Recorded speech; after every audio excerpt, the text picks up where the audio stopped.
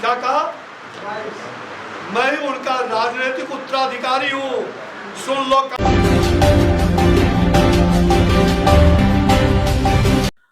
नमस्कार, आप देख रहे हैं रब्जी लाइव और मैं हूं अभिषेक मिश्रा।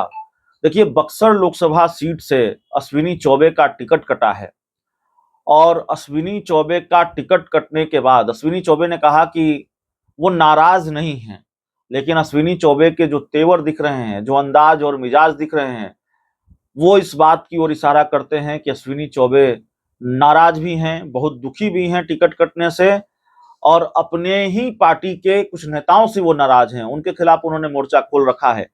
नाम नहीं लिया है अश्विनी चौबे ने किसी का, लेकिन दल बदलू, गिरगिट, साजिश, तमाम तरह की बात कर रहे हैं अश्विनी चौबे।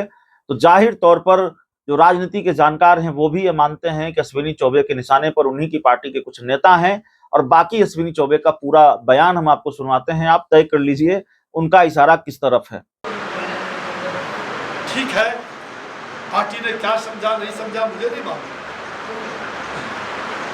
लेकिन हाँ, कुछ षड्यंत्रकारी थे। चुनाव के बाद वो नंगे होंगे और अभी नामांकन बाकी है। बहुत कुछ होने वाला है। चिंता मत करो मेरे कार्यकर्ता मित्रों, चिंता मत करो। कुछ भी होगा मंगलमय होगा, जो भी होगा मंगलमय होगा, मंगलमय होगा।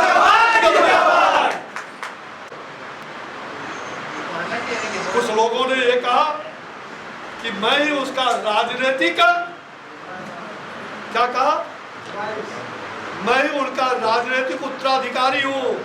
सुन लो कान खोल करके, अश्विनी चौबे का उत्तराधिकारी केवल एक विकल्प है, वो अश्विनी चौबे ही हो सकता है।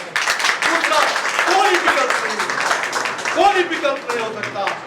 चाहे हमारे बेटे हो, बहू हो, मैंने जीवन में अपने लिए या अपने परिजन के लिए कभी हाथ नहीं फैलाया है और जीवन के अंतिम सांस तक हाथ नहीं फैलाऊंगा। मेरे जीवन का यही हमारी पूंजी है। संघर्ष और सत्य बोलना ये हमारी पूंजी है। अगर उसके लिए हमें हमारी टिकट कट गई हो, लोगों ने कहा कि सबको मिल गया, समाचार पत्रों में आ, शायद आप ब्राह्मण थे इसलिए आपको नहीं मिला।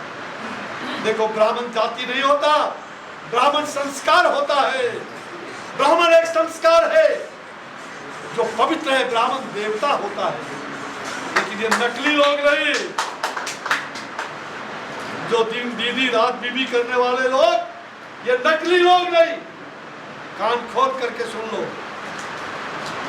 ऐसे लोग वो ब्राह्मण नहीं हो सकते।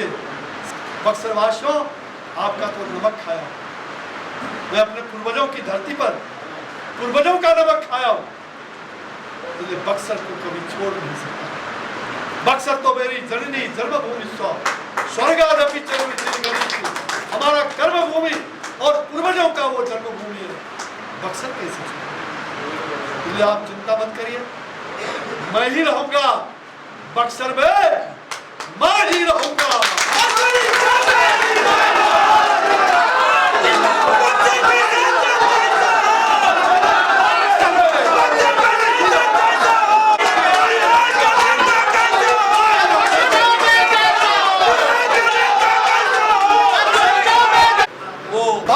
दिखाई पड़ेगा तो आपका बेटा, आपका भाई अश्विनी चौबे ही बक्सर में दिखाई पड़ेगा अंत में।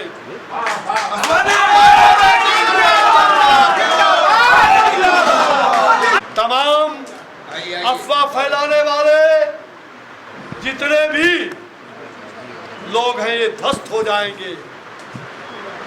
ये गिरगिट के तरह रंग बदलने वाले